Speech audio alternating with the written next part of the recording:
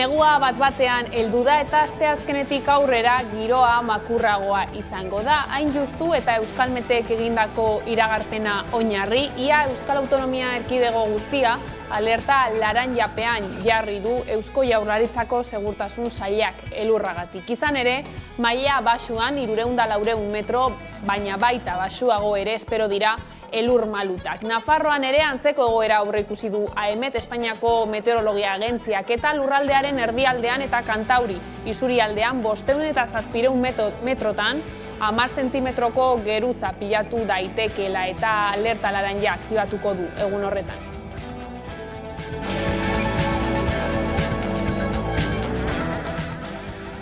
Arratsaldeon, laster helduko diogu eguraldiak dakartzan berriei. Lehenago baina baditugu bestelako lerroburu batzuk. Euskal Herriko pentsiodun mugimenduak oso bizirik dagoela aldarrikatu du haren sorreraren 5. urteurrena ospatzeko antolaturiko elkarretaratze eta kale jiretan.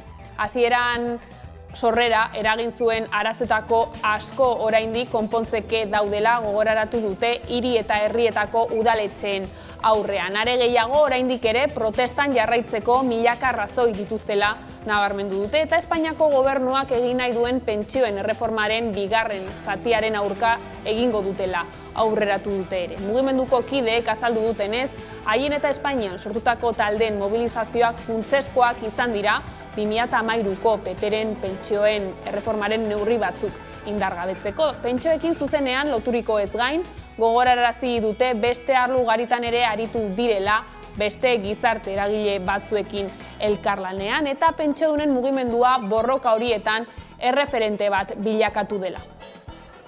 Ez da oraindik praktikan ez dugu lortu mundu guztiek pentsio minimo hori izatea, baina bai frogatu dugu horraino heltzeko moduak badaudela.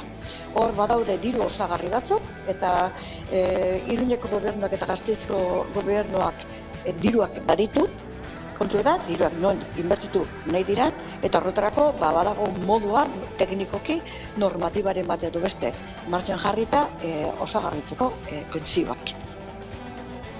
Langatazkei erreparatuta berriz, norabide aldaketa Bizkaiko metalgintzako langatazkan. Sindikatuek eta FEBEN patronalak lehen bilera egin dute gaur Eusko Jaurlaritzaren bitartekaritzarekin eta berriz ere bilduko dira hilaren 23an. Sindikatuetatik azaldu dutenez, gaurko bilera lehen hartu emana izan da. Ikusten dugu, ikusiko dugu, hemendik aurrera kapazak gare patronalak egin duen korapioa desegiteko. FEBEN jarrera aldaketa esaten parte hartuko duela mediazio horretan gero ikusiko dugu zein den emaitza, baina zentzu horretan behintzat pausu hori positibo bezala baloratzen dugu.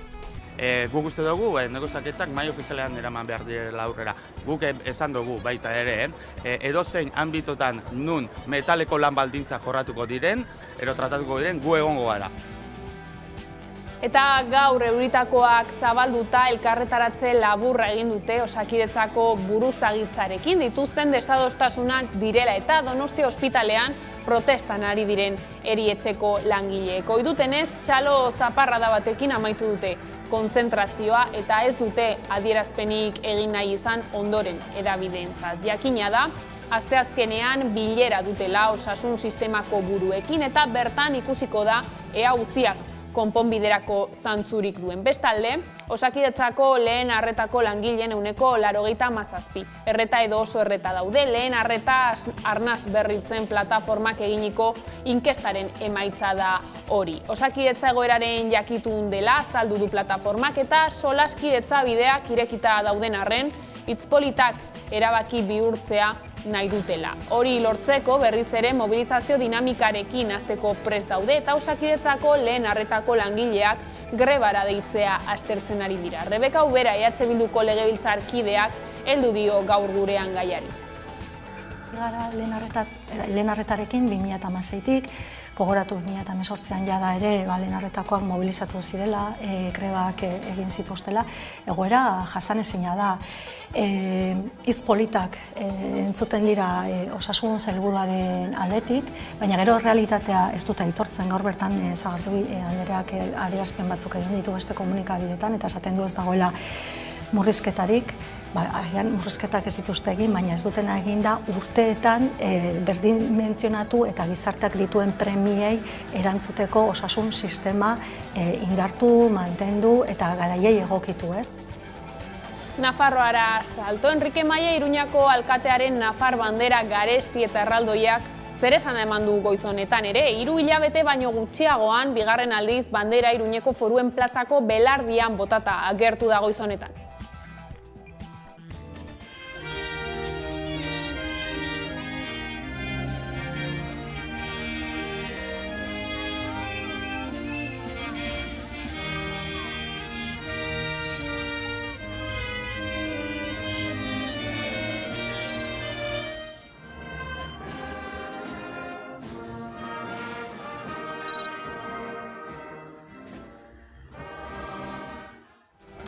Zorionekuak izeneko manifestua aurkeztu zuten larunbatean Iruñeko Ziudadelan eta manifestazioa iragarri dute datorren ekainaren 10erako hizkuntza eskubideen alde entzun.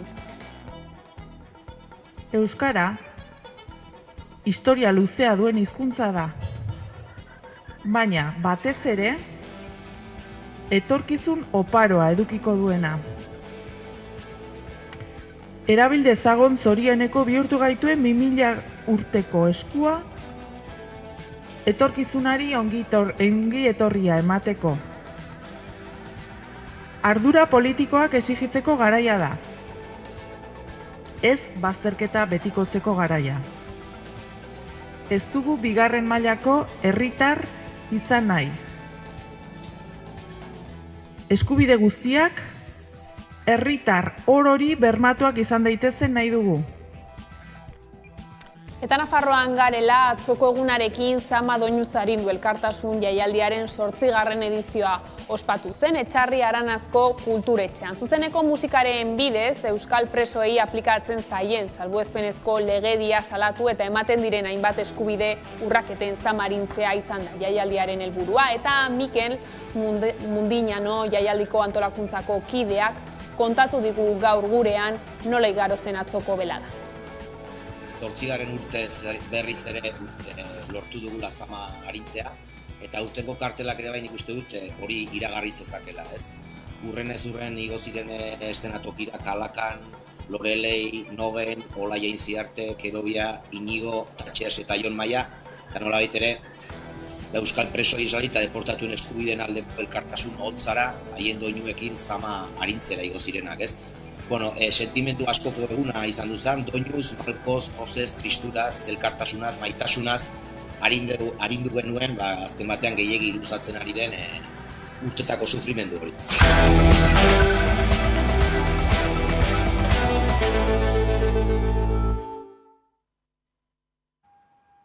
Pentsiodunek 5 urteotako lorpenak ospatu dituzte gaur. Mugimenduko kideek azaldu dutenez, haien eta Espainian sortutako taldeen mobilizazioak funtseskoak izan dira 2013ko PPren pentsioen erreformaren neurri batzuk indargabetzeko. Pentsioekin zuzenean loturiko ez gain gogorarazi dute beste arlo ugaritan ere aritu direla beste gizarte eragile batzuekin elkarlanean.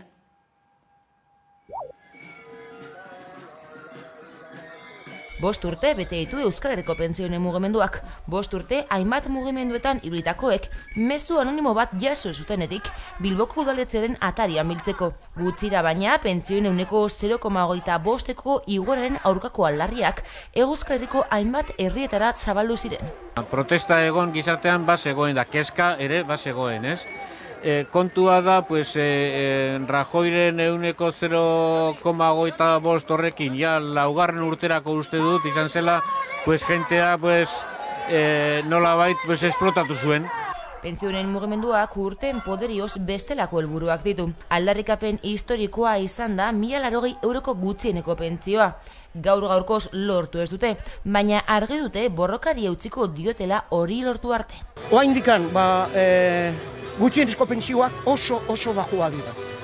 Adibide moduan, pertsona bat, jubilatu bat, kobratzen duen pentsio kontributibo bat, eta 65 urtetik gora izan da, bera bakarrik bizi badala, bere gutxienezko pentsioa izango da 723 euro. Eguneko iaia 50 1000 eurotara ez da urrik eman ere ez da heltzen. Asko eta asko 400, 500, 600 eurotako pensioekin bizi dira. Bueno, bizi ez. Mantentzen dira, ez dakigu nola mantentzen diren, ez? Emakume pentsiodunen egoera ere latzagoa da gainera, izan ere, 225.000 emakume pentsiodun gutxieneko pentsioaren azpitik daude. Para que nos suban la pensión, que con la pensión que tenemos no podemos llegar ni al fin de mes. Más mínimo para las que cobramos una porquería, porque cobramos una porquería, vamos. Horrek adierazten du, ze motako arazoa daukagu aurrean. Borrokari eusteko, baina ospatzeko ere eguna da 5. urteurrena. Izan ere lorpenak izan dituzte, tartean 2013ko PPren erreforma indargabetzea. Lortu ditugu gauza batzuk. Eta behar bada interesgarria izango da, aurten izango dugun igoera, pentsión igoera. Hego Euskal Herrian 645.000 pentsiodun daude, biztanleriaren 22,6 dira. Eta indartuta dago mugimendua, gero eta gehiago dira gainera, eta urratzak ematen ari dira. Hori bai, zapi gorria soinean kalean jarraituko dutela argi dute. Pentsioetan justizia lortzeko jarraitu beharra, baino besterik ez dago, jarraitu behar dugu. Estamos aquí todos los lunes y lo que haga falta, sí, hasta la muerte, hasta la muerte. ¡Esta batalla! ¡La vamos a ganar! ¡Esta batalla! Pentsio erreformaren kontrako protestak Ipar Euskal Herrira itzuliko dira. Erretiroa hartzeko adina 74 urtera igarotzea proposatu du Macronen gobernuak eta horren aurka egiteko Frantziako 8 sindikatu nagusiek grebara deitu dute hilaren 19.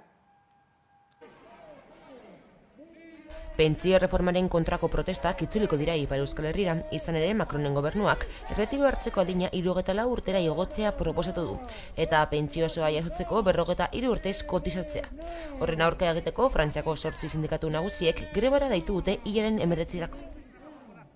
Elisabeth Borne ministroak aurkeztu zuen proiektuak langileei kalte egiten dietela uste dute lanuzteren editzaileek. Nous l'avons dit, nous voulons préserver notre système de retraite par répartition.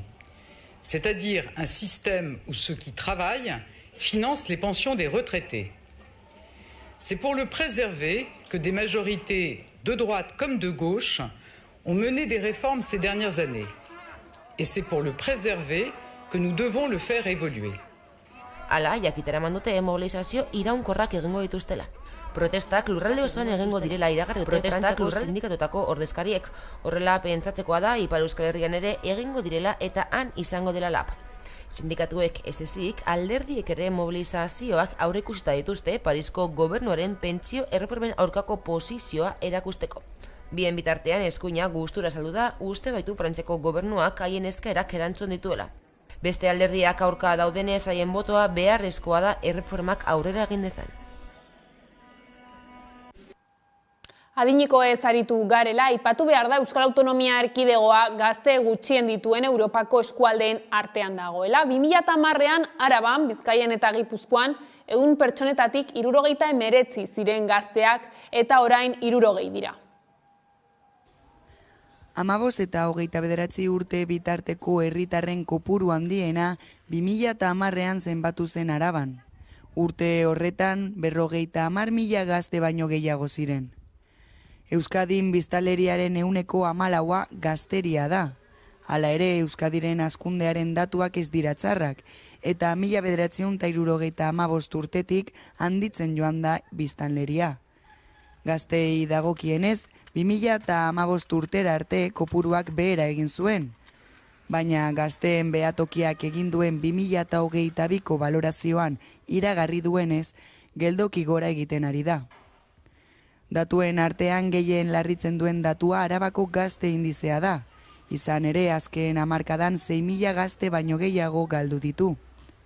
Gaur egun 15 eta 29 urte bitarteko biztanleriaren erdia Bizkaian bizi da. 134,5 Gipuzkoan eta Araban berriz 114,7. Hau da, 54.000 herritar. Euskadi Europako gazte gutxien dituen eskualdeen artean dago. 2010ean Euskadin 100 pertsonetatik 69 gazteak ziren, orain 60. Egoera honen eragile bat da umeak izaten duten batez besteko adina. Gaur egun lehenengo umea izateko batez besteko adina 32 urte da. Eustat, Euskal Estatistika Institutuak astelehen honetan argitaratu du iazko laugarren hiruhilekoko kontuen aurrerapena. Aurreko urteko laugarren hiruhilekoko datuekin alderatuta, 2,8koa da hazkundea. Enpleguari dagokionez, lanaldi osoko lanpostuen kopurua uztailetik irailera artekoa baino 0,1 handiagoa da eta urte osoan 3,1 handitu zen.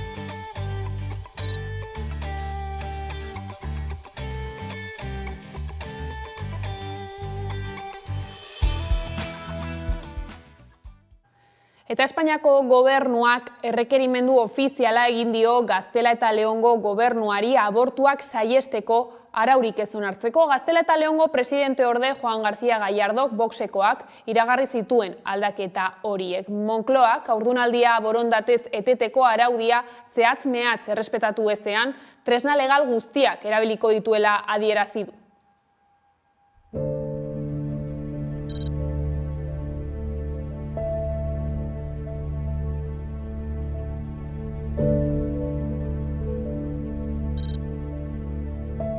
Así, antes de tomar cualquier decisión sobre el desarrollo del embarazo, pues que puedan antes escuchar el latido de su hijo.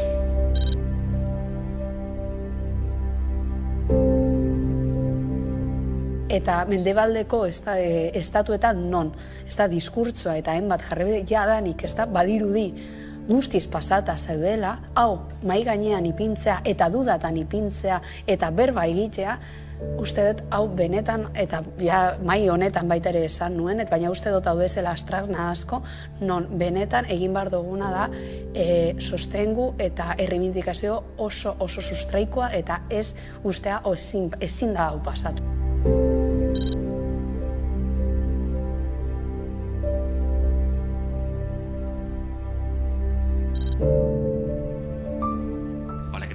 La mayor información posible a la hora de adoptar cualquier decisión.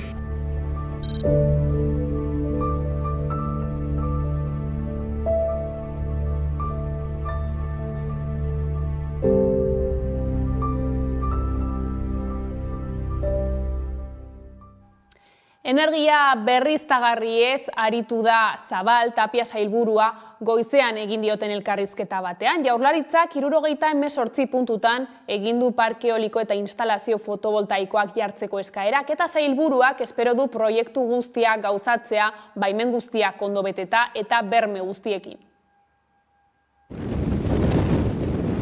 2023 hasi berritan energia eolikoek aurten zeresan handia izango dutela aurreikus daiteke.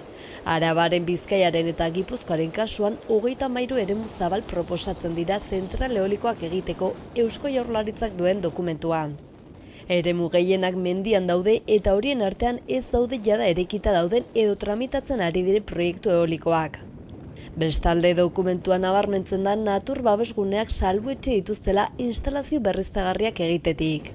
Dena den proposatutako kokaleku asko babesgunetatik eta Natura 2000 sareko eremuetatik gertu daude.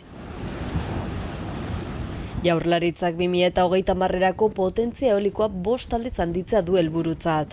Ildo horretan 7 urte barrurako energiaren kontsumaren 21% iturri berriztagarrietatik heltzea nahi du, eta 2050erako 140%. Arabari dagokionez 3 parke eoliko daude gaur egun, eta lurralde plangintzak beste 13 kokaleku aurreikusten ditu. Arabako Errioxa nagusitzen da hor, 12.110 hektarea instalazio eolikoak ezartzeko egokitze jo baitituzte plan berrian. Gogoratu behar da horrez gain, Labrazan eta Azazetan 2 parke eoliko egiteko ingurumen baimena eman duela Arabako diputazioak.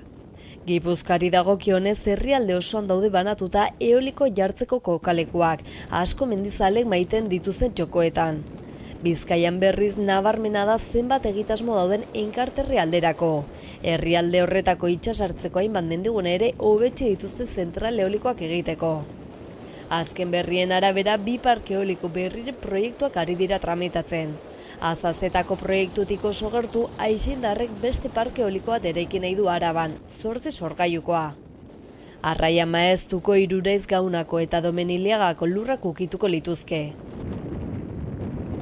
Bestalde Euskal Haizi enpresa jakinarazi du Bizkaiko Gordexola eta Zaia inguruan parke eoliko bat jarri nahi duela, 6 zutabekoa. Kulturarloan azken asteburu honetan Zama Doinu Zarindu Elkartasun jaialdiak 8 edizio bete ditu.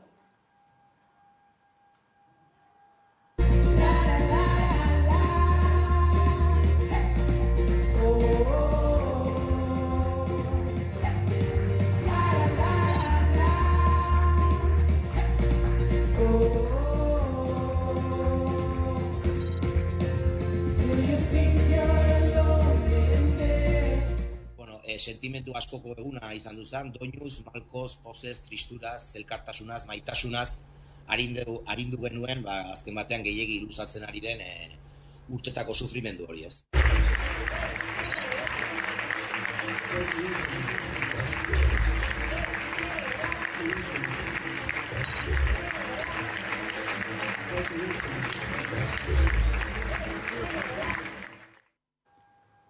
Eta kiroletan Zegama Izkorri mendi maratoiaren 22. edizioa 2023ko maiatzaren 14an izango da. Lasterketaren ibilbidea Karatz, Aizkorri, Aitzuri eta Andraitz mendiak hartuko ditu besteak beste. Dortzalak lortzeko aurreinskripzioak gaur bertan ireki dira. Oien daukagu Aizkorri eta behan daukagu Zegama. Hemen gabiltza bertakuak aldamudun dinbi eta danba, da kanpokoari santa sekula ez ziu eiten demanda.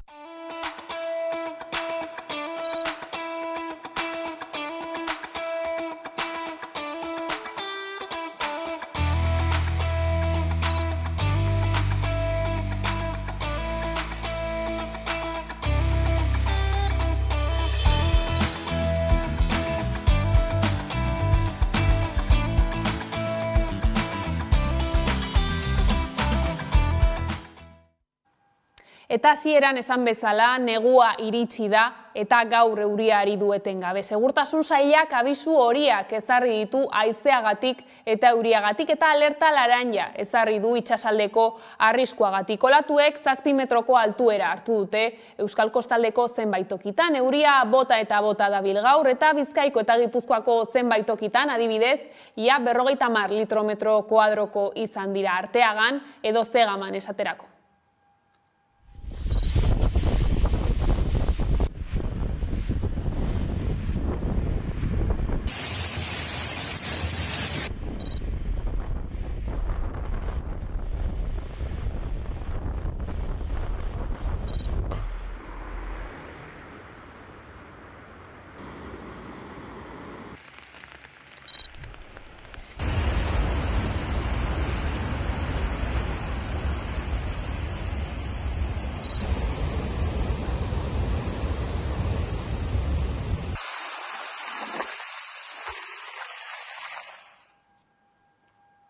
Elurra ere helduko da Arabara aste honetan, AEMET eta Euskalmeten arabera elurteak espero dira Euskadin 400 metrora datozen egunetan. Gauzak horrela, elurra iragarri da asteazken eta ostegun honetarako Gasteizen. Horrez gain, igandetik ostegunera prezipitazio handiak izango dira 60 litro metro kuadroko baino gehiagokoak. Dagoeneko urputzuak aurki ditzakegu eta zuhaitzak erori dira azken orduetan izandako euriteen ondorio. Zerrepideetan ere istripuak eta auto ilara luzeak sortu dira Txorierriko igarobidean, Lezaman, Ena eta Ene batean. Eusko Jaurlaritzako Segurtasun Sailak abisu horia ezarri du momentuz astearte gauerdira arte.